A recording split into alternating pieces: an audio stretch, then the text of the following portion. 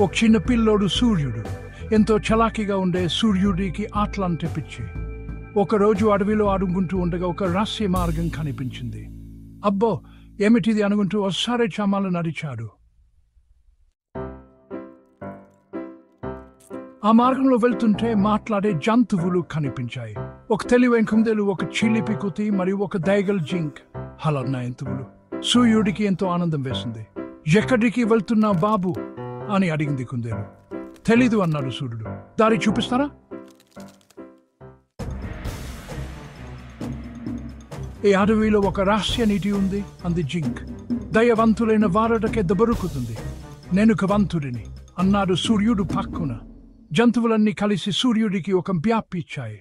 సూర్యుడు మ్యాప్ని చూశాడు. అబ్బా, ఎంత క్లిష్టంగా ఉందో! సూర్యుడికి ఎన్నో సవాళ్లు ఎదురయ్యాయి. చిక్కు ప్రశ్నలు విప్పాడు. భయంకరమైన జంతువులను ఎదుర్కొన్నాడు.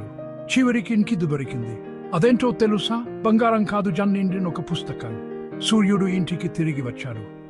అప్పుడు అతను మరింత ధైర్యవంతుడు మరియు తెలివైనవాడు.